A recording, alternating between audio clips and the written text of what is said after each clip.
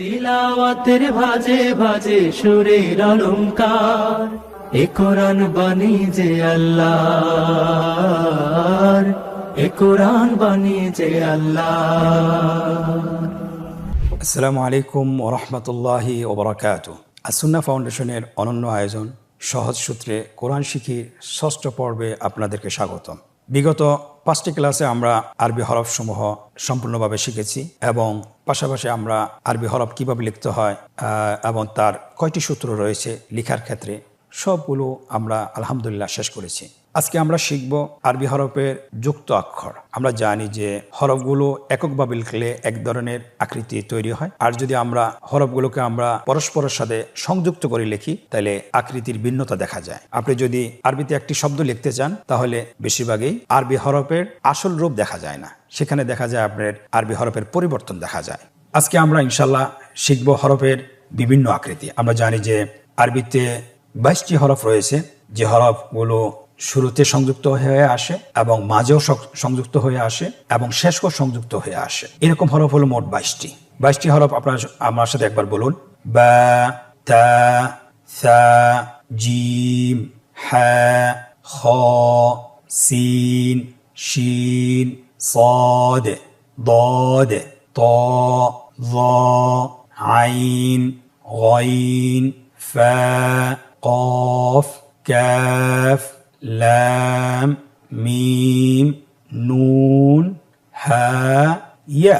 আলহামদুলিল্লাহ। তাহলে আমরা আজকে জেনেছি যে 22টি হরফ শব্দের শুরুতে এবং শব্দের মাঝে এবং শব্দের শেষে যুক্ত হয়ে আসে। স্ক্রিনে লক্ষ্য করুন, দেখুন প্রথম হরফটির নাম বা। বায়ের দুটি অংশ, একটা হলো ডানের অংশ, বায়ের অংশ। বা হরফটি যখন আপনার যুক্ত হয়ে আসে শব্দের শুরুতে তখন প্রথম অংশটি আপনার অবশিষ্ট থাকে। স্ক্রিনে আপনারা দেখতে পাচ্ছেন। বাটি যখন শব্দের মাঝে আসে স্ক্রিনে লক্ষ্য করুন যে বায়ের ভিন্ন আকৃতি রূপ ধারণ করেছে। বাটি যখন আপনার শব্দের শেষে আসে তখন দেখেন বায়ের পূর্ণ রূপ সহকারে একটা সংযুক্ত আকার রয়েছে। তাহলে আমরা বুঝতে পারতেছি যে বাটির 3টি রূপ, একটা হলো শব্দের শুরুতে, আরেকটি হলো শব্দের মাঝে, আরেকটি হলো শব্দের শেষে। এখানে আপনাদেরকে আমরা উদাহরণ দিয়ে দেখিয়ে দিয়েছি যে আসলে বাটি শব্দের ভিতরে কিভাবে আসে। লক্ষ্য করুন, বায়ের শুরুতে আকৃতির সাথে একটি উদাহরণ দেওয়া হয়েছে। শব্দটি হলো, আমরা যদি এককভাবে পড়ি, বা, ইয়া, নুন। দেখুন বায়ের কিন্তু এখানে পূর্ণ রূপটি আসে নাই, এটার অর্ধেক রূপ এসেছে, মানে হলো বায়ের প্রথম মাথাটি এসেছে। এর পরবর্তী শব্দের মাঝে যে বাটি আছে দেখেন শব্দটি হলো হা, বা, ত। এরপরে হলো বাটি শব্দের শেষে এসেছে কিভাবে দেখেন, শেষে যখন আসে তখন আপনার পূর্ণরূপটি আসে। দেখুন শুধুমাত্র আগের অক্ষরের সাথে যুক্ত করে দেওয়া হয়েছে। এরপরে শেষের রূপটা আপনারা দেখতে পাচ্ছেন যে এখানে বার, শুরু এবং মাঝের এবং শেষের 3টি রূপকে একসাথে করে দেওয়া হয়েছে, যাতে করে আপনারা একসাথে আপনি দেখতে পারেন এবং বুঝতে পারেন। সম্মানিত শিক্ষার্থী, আমরা এখন শিখব যে আসলে বা হরফটি কিভাবে লিখতে হয় অথবা যুক্ত হয়ে হরফটি কিভাবে লেখা হয়। আপনারা স্ক্রিনের দিকে লক্ষ্য করুন, বাটি কিভাবে লেখা হয়েছে। এর পরবর্তী অক্ষর দেখেন শব্দের মাঝের বাটি কিভাবে লিখতে হয়, লেখা হচ্ছে। এরপরে দেখুন শব্দের শেষে কিভাবে লেখা হয়েছে। এরপরে 3টা অক্ষর শব্দের শুরু এবং শব্দের মাঝে এবং শব্দের শেষে কিভাবে লিখতে হয় একসাথে লেখা হচ্ছে। আলহামদুলিল্লাহ, বা অক্ষরটি লেখা সম্পন্ন হয়েছে। এখানে আমাদের একটা জিনিস খেয়াল রাখতে হবে যে যুক্ত অক্ষর শেখার ক্ষেত্রে অবশ্যই আপনার হরফের প্রথম অংশ খেয়াল রাখতে হবে এবং নোক্তার প্রতি খেয়াল রাখতে হবে। নোক্তার অনেক ভূমিকা রয়েছে। আমরা জানি যে নোক্তা নিচে হইলে কি হয়, উপরে হইলে কি হয়, মাঝখানে হইলে কি হয়, সেটা আমরা হরফগুলো আগে যেগুলো শিখেছি সেগুলো থেকে আমরা বুঝতে পারবো। যুক্ত অক্ষরের দ্বিতীয় হরফ তা।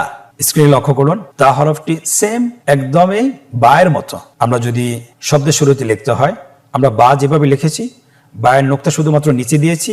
এখানে শুধুমাত্র এই বায়ের যে নিচের নোক্তাটা আছে সেটাকে মুছে উপরে 2টা নোক্তা বসিয়ে দিলে তা হয়ে যাবে। স্ক্রিনে লক্ষ্য করুন, দেখুন শব্দের শুরুতে তা কিভাবে লেখা হয়েছে, শব্দের মাঝখানে এবং শব্দের শেষে। এর সাথে আমরা শব্দের শুরুতে আমরা একটা উদাহরণ নিয়ে এসেছি। উদাহরণটি হলো তা, লাম, কাফ। এর পরবর্তী উদাহরণ ইয়া, তা, মিম। এরপরে দেখুন শব্দের শেষে তায়ের অবস্থান, বা, ইয়া, তা। তায়ের পূর্ণ আকৃতি ধারণ করেছে। এরপরে নিচের রোতে দেখুন আমরা শব্দের শুরু, শব্দের মাঝে এবং শব্দের শেষে কিভাবে তাটি আসে একসাথে আমরা দেখিয়েছি। তাহলে আপনারা আসলেই বুঝতে পারছেন আশা করি ইনশাআল্লাহ। এখন আমরা যুক্ত আকারের লিখন রূপ শিখব, যে তা কিভাবে লিখতে হয়। আমরা আগের যে হরফটি শিখেছি বা যেভাবে লিখতে হয় সেভাবে লিখব। স্ক্রিনে দেখানো হচ্ছে, দেখুন তাটি কিভাবে লেখা হচ্ছে। বা লিখেছি আমরা, নোক্তা দিয়েছি নিচে, আর এখানে তা লেখার ক্ষেত্রে আমাদের নোক্তা দিতে হবে উপরে, শব্দের শুরুতে এবং শব্দের মাঝে এবং শব্দের শেষে এবং একসাথে। আলহামদুলিল্লাহ, লেখা সম্পন্ন হয়েছে। আশা করি আপনারা বুঝতে পেরেছেন। প্রিয় শিক্ষার্থী, এখন আমরা তা হরফটির আকৃতি শিখব। আমরা বা তা যেভাবে লিখেছি সেম একই, বায় নোক্তা দিয়েছি নিচে, তায় নোক্তা দিয়েছি উপরে 2টি নোক্তা, আর তা উপরে নোক্তা দিব, কিন্তু আমাদেরকে 3টা নোক্তা বসাতে হবে। শুধুমাত্র সায়ের একটা অংশ লিখে 3টা নোক্তা বসিয়ে দিলে শব্দের শুরুর সা হয়ে যাবে, এবং 3টা নোক্তা মাঝখানে দিলে শব্দের মাঝের সা হয়ে যাবে, এবং সা হরফের পূর্ণরূপ যদি আমরা শব্দের শেষে বসিয়ে দিই তাহলে এটা শব্দের শেষের সা হয়ে যাবে। আপনারা স্ক্রিনে দেখতে পাচ্ছেন। এর সাথে আমরা 3টা উদাহরণ নিয়ে এসেছি শব্দের শুরুতে, যেমন সা মিম, এবং শব্দের মাঝখানে কিভাবে লিখতে হয়, মিম সা লাম। মিম এবং লামের মাঝখানে সাটি এসেছে, কিভাবে লিখতে হয় দেখুন। এরপরে শব্দের শেষে কিভাবে লিখতে হয়, শব্দটি হলো হা ইয়া সা। আপনারা যদি বারবার প্র্যাকটিস করেন ইনশাআল্লাহ দেখতে দেখতে আপনার হরফগুলো আপনি চিনে যাবেন। এখন আমরা সায়ের লিখন রূপ শিখব। আমরা একটু আগে বা তা যেভাবে লিখেছি সেভাবে সাটাও আমরা লিখে ফেলব। সায়ের 3টি নোক্তা আপনি বসিয়ে দিন। দেখুন, শব্দের শুরুতে, শব্দের মাঝে, শব্দের শেষে, এবং 3টা অবস্থানকে একসাথে রেখে হরফগুলো লেখা হয়েছে। দেখেন, তা 3টা অবস্থান, শুরুর, মাঝের এবং শেষের, একসাথে লেখা হয়েছে। আলহামদুলিল্লাহ। জিম হরফটি শব্দের শুরুতে কিভাবে আসে আপনারা দেখতে পাচ্ছেন স্ক্রিনে। জিম হরফটির প্রথম অংশটা নিয়ে আসতে হয়, নিচের অংশটাকে কেটে দিতে হয়, এটা শুরুর জিম হয়ে যাবে। মাঝখানেও দেখেন শুরুর জিমটা নিয়ে আসতে হবে, আগের যে দাগটা আসে সে দাগটা থাকবে, এটাকে বলা হয় যুক্ত দাগ। এই যুক্ত দাগটা যদি আমরা নিয়ে আসি তাহলে আপনার শব্দের মাঝের জিম হয়ে যাবে। এরপরে শব্দের শেষে জিমের কি রূপ ধারণ করে দেখুন আপনার স্ক্রিনে, পরিপূর্ণ রূপ এসেছে আলহামদুলিল্লাহ। শুধুমাত্র যুক্ত দাগটা আপনাকে এখানে অ্যাড করে দিলে হয়ে যাবে।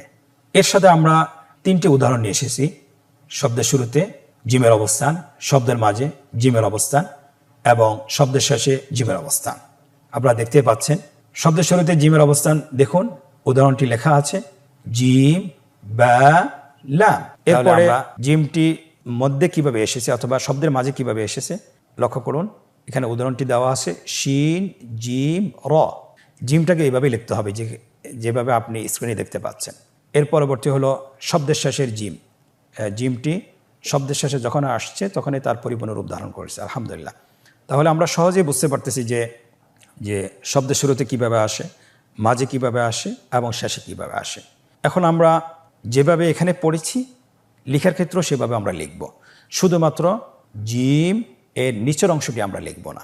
আপনারা স্ক্রিনে দেখুন কিভাবে জিমের শব্দের শুরুতে জিম কিভাবে লেখা হয় এখানে লেখা হচ্ছে, শব্দের মাঝে কিভাবে লেখা হচ্ছে, শব্দের শেষে কিভাবে লেখা হয় এখানে লেখা হচ্ছে, এবং 3টি অবস্থান কিভাবে একসাথে লেখা হয় সেটাও দেখানো হচ্ছে আলহামদুলিল্লাহ।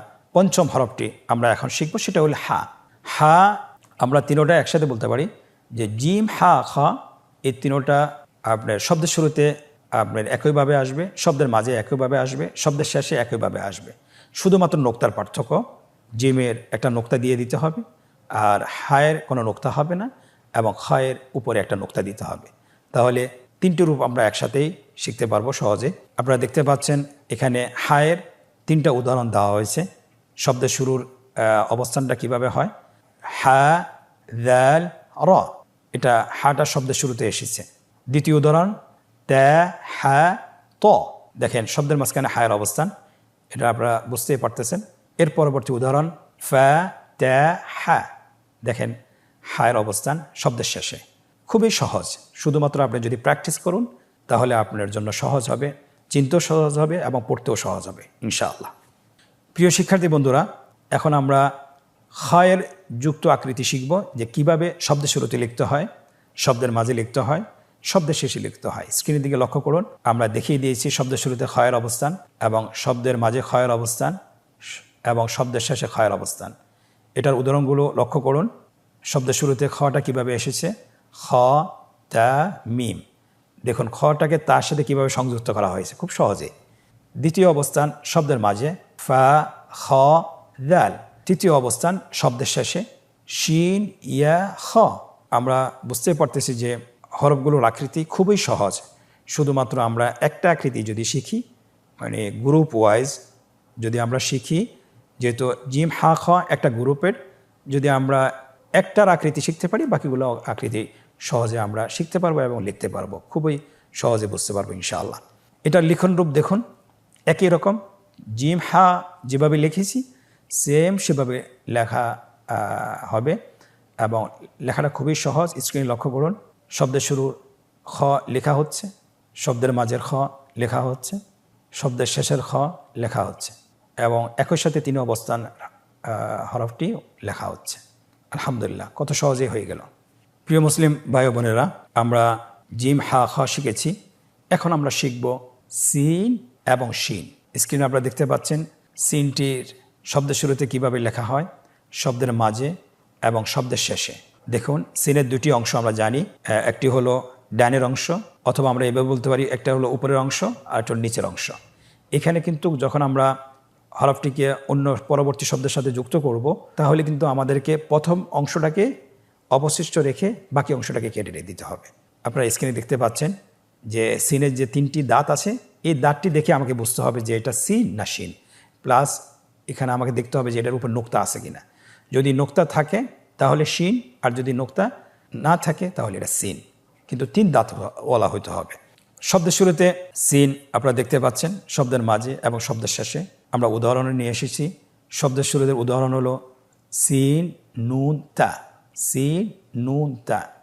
শব্দের মাঝের সিন হ সিন র। এরপরে দেখুন শব্দের শেষের সিন নুন ফা সিন। দেখুন ফায়ের পরে অক্ষরটিকে কিভাবে যুক্ত করা হয়েছে। এখন আমরা দেখতে পাচ্ছি যে তিনটা অবস্থানকে একটি শব্দে লেখা হয়েছে, শব্দের শুরু, শব্দের মাঝে এবং শব্দের শেষে। আপনারা নিচের গঠটিতে দেখতে পাচ্ছেন সিন সিন সিন। এখন আমরা শিখব যে লিখন রূপ। সিনটা আমরা কিভাবে লিখব, খুবই সহজ। শুধুমাত্র আপনি শুরুতে লিখলেও তিনটে দাঁত থাকবে, আপনি যদি মাঝেও লেখেন তিনটি দাঁত থাকবে, আর শেষে লিখলে পরিপূর্ণ রূপ ধারণ করবে, খুবই সহজ। আপনি স্ক্রিনে দেখুন, শব্দের শুরুতে লেখা হচ্ছে, শব্দের মাঝে লেখা হচ্ছে, শব্দের শেষে লেখা হচ্ছে এবং তিনোটা একসাথে লেখা হচ্ছে। আলহামদুলিল্লাহ। সিন গ্রুপের আরেকটি হরফ হলো শিন। এতক্ষণ আমরা সিনের যে আলোচনা করেছি নোক্তা ছাড়া, আর এখন যে শিনের আলোচনা করব নোক্তা সহ। তার মানে কি, তার অর্থ হলো যে সিন এবং শিন দেখতে একই রকম। এটা যখন শব্দের শুরুতে আসবে, শব্দের মাঝে আসবে, শব্দের শেষে আসবে, দেখতে একই রকম, শুধুমাত্র নোক্তার পার্থক্য রয়েছে। সিনের উপরে তিনটা নোক্তা থাকবে না, কিন্তু শিনের উপর তিনটা নোক্তা থাকবে। আপনারা স্ক্রিনের দিকে লক্ষ্য করুন, শিনটি শব্দের শুরুতে কিভাবে আসছে, শব্দের মাঝে, শব্দের শেষে। উদাহরণটি দেখুন, শব্দের শুরুতে শিন হা দাল, শব্দের মাঝে আইন শিন র, শব্দের শেষে বা ত শিন। শিনটাকে শব্দের শেষে যুক্ত করা হয়েছে কিভাবে। শেষের লাইনে দেখুন তিনটি অবস্থানকে একই শব্দে লেখা হয়েছে, শিন শিন শিন। আমরা এখন শিনের লিখন রূপ শিখব। যেভাবে সিনের লিখন রূপ শিখেছি একইভাবে শিনের লিখন রূপ শিখব। পার্থক্য হলো শুধু নোক্তার। দেখুন তিনটি দাঁত শব্দের শুরুতে কিভাবে লেখা হচ্ছে, তিনটি দাঁতওয়ালা শিন, উপরে তিনটা নোক্তা আছে। শব্দের মাঝে কিভাবে লেখা হচ্ছে, শব্দের শেষে কিভাবে লেখা হচ্ছে, এবং তিনটে অবস্থান একই শব্দে লেখা হচ্ছে। দেখেন শিন শিন শিন, শব্দের শুরুতেও সংযুক্ত হয়ে এসেছে, মাঝেও সংযুক্ত হয়ে এসেছে এবং শেষও সংযুক্ত হয়েছে। আশা করি আলহামদুলিল্লাহ আপনারা আকৃতি শিখতে পেরেছেন। প্রিয় শিক্ষার্থীবৃন্দ, আরবি হরফের আরেকটি গ্রুপ হলো সদ দদ। সদ দদ শব্দের শুরুতে কীভাবে আসে আমরা জানি। সদের দুটি অংশ, একটা হলো ডানের অংশ, আরটা হলো বায়ের অংশ। ডানের অংশটি উপরে, বায়ের অংশটি নিচে। শব্দের শুরুতে অথবা শেষে যদি যুক্ত করতে হয়, নিচের অংশটিকে আপনি কেটে দিতে হয়, শুধুমাত্র ডানের অংশটিকে অবশিষ্ট রাখতে হয়। স্ক্রিনে আপনারা লক্ষ্য করুন সদটি শব্দের শুরুতে কীভাবে লেখা হয়, সদ মাঝখানে এবং শেষে, শব্দের শেষে। আমরা শব্দের শুরুতে সদ কীভাবে যুক্ত হয় আপনারা উদাহরণটি দেখলে বুঝতে পারবেন। উদাহরণটি হলো সদ মিম। শব্দের মাঝের সদ কিভাবে লিখতে হয় আপনারা স্ক্রিনে দেখুন। উদাহরণটি দেওয়া আছে, মিম সদ র। শব্দের শেষে সদের অবস্থান, উদাহরণটি লক্ষ্য করুন, নুন কফ সদ। আলহামদুলিল্লাহ, খুব সহজেই হরফের শুরুর অবস্থান এবং মাঝের অবস্থান এবং শেষের অবস্থান দেখানো হয়েছে। লিখনরূপ খুব সহজ। লিখনরূপ আমরা যেভাবে দেখিয়েছি সেভাবে লিখতে হবে। সদের প্রথম অংশটাকে রেখে অবশিষ্ট রেখে দ্বিতীয় অংশটিকে কেটে দিতে হবে।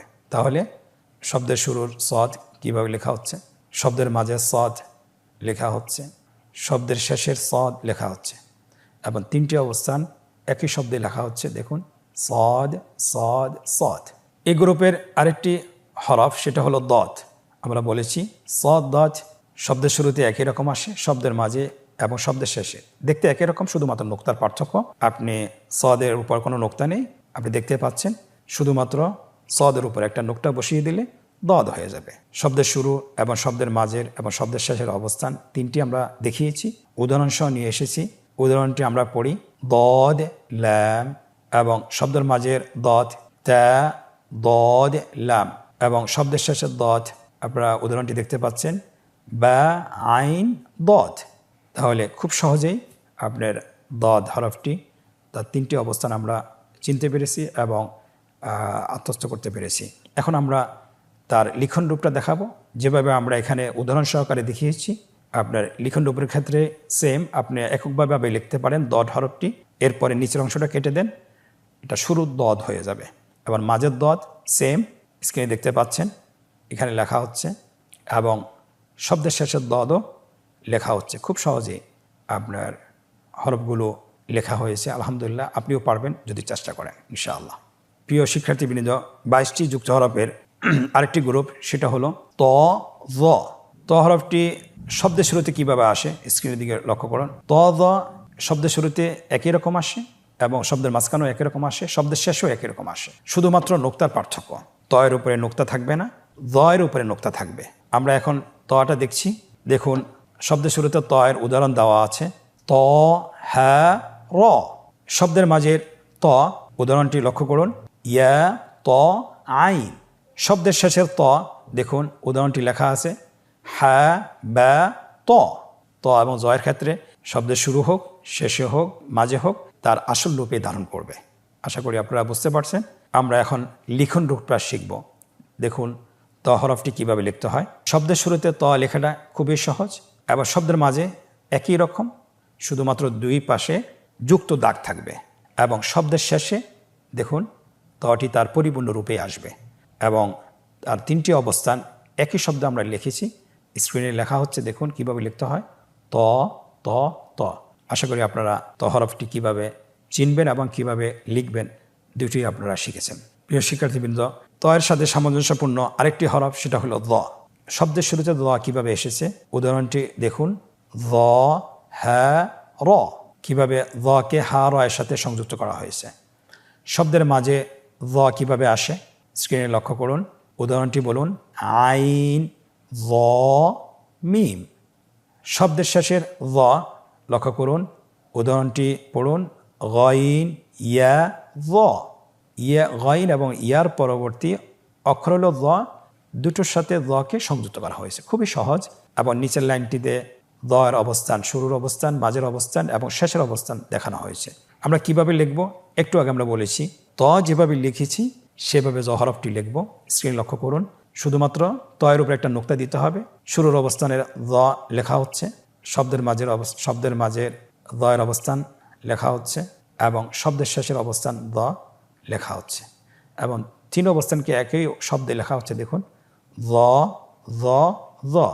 আশা করি আপনারা হরফগুলো বুঝতে পেরেছেন এবং চিনতে পেরেছেন এবং আশা করি যখন আপনি এটা বারবার প্র্যাকটিস করবেন, কোরআন পড়বেন, আপনি সহজে এটা চিনতে পারবেন ইনশাআল্লাহ। সম্মানিত ভাই বোনেরা, 22টি হরফের আরেকটি গ্রুপ হলো আইন এবং গইন। আইন এবং গইন। আইন এবং গইন শব্দের শুরুতে কিভাবে আসে আপনারা স্ক্রিনের দিকে লক্ষ্য করুন। শব্দের মাঝে এবং শব্দের শেষে, শুধুমাত্র নোক্তার পার্থক্য। আপনারা উদাহরণসহ দেখতে পাচ্ছেন। শব্দের শুরুতে আইন কিভাবে লিখতে হয় উদাহরণটি দেখুন, আইন ল্যাম মিম। শব্দের মাঝের আইন বা আইন দাল। শব্দের শেষের আইন তার পূর্ণ আকৃতি এসেছে বা ইয়া আইন। শেষ লাইনে দেখুন শব্দের 3টে অবস্থান একসাথে লেখা হয়েছে। আইনটি যুক্ত হয়ে আসেছে প্রত্যেকটি অবস্থানে, শুরুতে, মাঝে এবং শেষে। আইন আইন আইন। আইন হরফটি কীভাবে লিখতে হবে? খুবই সহজ। আপনি যদি শব্দের শুরুতে লিখতে হয়, আইনের প্রথম অংশটি অবশিষ্ট রেখে দ্বিতীয় অংশটি কেটে দেন। আইন তার শুরুর অবস্থানটি অবশিষ্ট থাকবে। এবং শব্দের মাঝে লিখতে হয়, আপনারা স্ক্রিনে দেখতে পাচ্ছেন। এবং শব্দের শেষেও আপনার যদি আইনটি আসে, এটারও একটু ভিন্ন রূপ ধারণ করে। আপনারা দেখতে পাচ্ছেন কীভাবে লিখতে হয় আইনটা। স্ক্রিনের দিকে লক্ষ্য করুন, লেখা সম্পন্ন হয়েছে।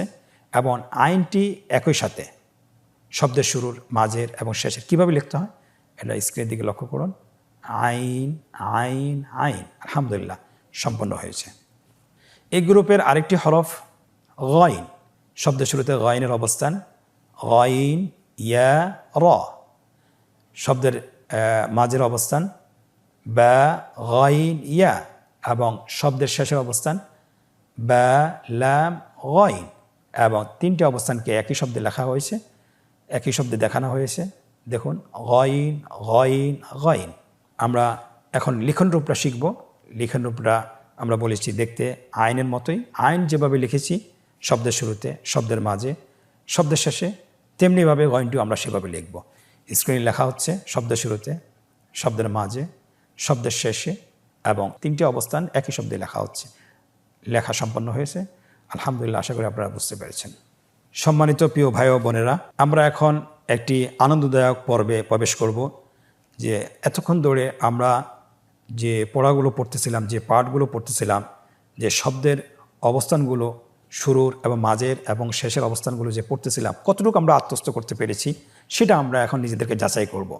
প্রথম পর্বে বলা হয়েছে আমাদেরকে নিম্নোক্ত হরফগুলো সঠিকভাবে উচ্চারণ করুন। আমরা যেহেতু একক হরফ শিখেছি এবং যুক্ত অক্ষরও শিখেছি, এই জন্যে আমরা এখন কতটুকু আসলে আত্মস্থ করতে পেরেছি, কতটুকু হরফগুলো আমরা দেখে চিনতে পারবো, সেটা এখন আমরা নিজেদেরকে যাচাই করতে পারবো। আপনারা এখানে দেখুন, স্ক্রিনের দিকে লক্ষ্য করুন এবং বলুন তা জা খ ব্যা। পরবর্তী শব্দ তা ব্যা তা। দেখুন আমরা নোক্তা দেখে কিন্তু চিনে ফেলতেছি। পরবর্তী শব্দ শিন জিম র র ব্যা হা তা হা তা জিম র বা আইন হা صاد ضاد عين غين ظا سين عين فاء نون ثاء باء تاء سين باء حاء طاء باء خاء। আশা করছি আপনারা হরফগুলো বলতে পেরেছেন সঠিকভাবে। আপনার আশেপাশে যে সকল বন্ধুবান্ধব আছে আপনারা তাদের সাথে তাকরার করতে পারেন, একে অপরকে জিজ্ঞাসা করতে পারেন। যদি সকলে পারে তাহলে বুঝতে পারবেন আপনিও পেরেছেন ইনশাআল্লাহ, আশা করি। এই অনুশীলনের দ্বিতীয় পর্ব, হরফের সাথে রেখা টেনে যুক্ত আকৃতির হরফের মিল করুন। আমরা জানি প্রত্যেকটি হরফের যুক্ত আকৃতি রয়েছে। সো ডান পাশে, ডান কলামে একক হরফগুলো লেখা হয়েছে এবং বাম কলামে যুক্ত আকৃতির হরফগুলো লেখা হয়েছে। শুধুমাত্র আপনাকে যেটা করতে হবে, হরফের সাথে যুক্ত আকৃতির হরফের মিল করতে হবে। প্রথম হরফটি হলো বা। আপনি দেখুন বায়ের যুক্ত আকৃতি হরফ কোন জায়গায় আছে, বায়ের সাথে তার সাথে রেখা টেনে মিল করুন। স্ক্রিনে লক্ষ্য করুন, রেখা টেনে মিল করা হচ্ছে। বায়ের সাথে বা, তায়ের সাথে তা, সায়ের সাথে সা। এইভাবে সবগুলো দেখেন আপনার মিলে গেছে। আলহামদুলিল্লাহ, কত সহজেই হরফগুলো যুক্ত অক্ষরের সাথে মিল করা হয়েছে। আলহামদুলিল্লাহ। আজকের অনুশীলনের তৃতীয় পর্ব, যে নিম্নে যুক্ত আকৃতির হরফগুলো সঠিক স্থানে লিখতে হবে। আপনারা দেখতে পাচ্ছেন এখানে কিছু কলাম দেওয়া হয়েছে, ঘর দেওয়া আছে। উপরে একটা রোতে যুক্ত আকৃতির হরফগুলো লেখা হয়েছে আর 3টে অবস্থান দেওয়া হয়েছে, শুরুর এবং মাঝের এবং শেষের। আপনার কোন আকৃতিটি কোন জায়গায় বসবে এটা আপনাকে নিজেই নির্ধারণ করতে হবে। স্ক্রিনে লক্ষ্য করুন, প্রথমে ফা লেখা হচ্ছে, এই অক্ষরটি শব্দের শেষে বসবে, এই জন্য শেষের রোতে লেখা হচ্ছে। ত শব্দের শেষে, বা শব্দের শুরুতে, হা শব্দের শুরুতে, সিন শব্দের শুরুতে। এমনিভাবে আপনি স্ক্রিনদিকে লক্ষ্য করুন, সবগুলো হরফ লেখা হচ্ছে। আশা করি আপনারা চিনতে পেরেছেন এবং বুঝতে পেরেছেন। আল্লাহ সুবহানাহু ওয়া তাআলা আমাদেরকে তৌফিক দান করুন, আমরা যেন তার কোরআন পড়তে যেন সক্ষম হই এবং যেন শিখতে পারি। এবং আপনাদের প্রতি নসিহত থাকলো যে আমরা যে অনুশীলনগুলো শিখব, বাসায় চেষ্টা করবো আরেকবার অনুশীলন করার জন্য, বারবার অনুশীলন করার জন্য। এবং যে লেসনগুলো আমরা এখন এই ভিডিওতে লাইভে পড়াচ্ছি, সেগুলো আমরা বাসায় অবসর সময় 10 থেকে 20 মিনিট অবশ্যই অনুশীলন করব। আল্লাহ সুবহানাহু ওয়া তাআলা আমাদেরকে তৌফিক দান করুন। আজকের ষষ্ঠ পর্ব থেকে বিদায় নিচ্ছি। জাযাকুমুল্লাহ খায়ের। পরবর্তী পর্বে আবারও দেখা হবে। আসসালামু আলাইকুম ওয়া রাহমাতুল্লাহি ওয়া বারাকাতুহু। আসুন্নাহ ফাউন্ডেশন, উম্মার স্বার্থে সুন্নাহর সাথে।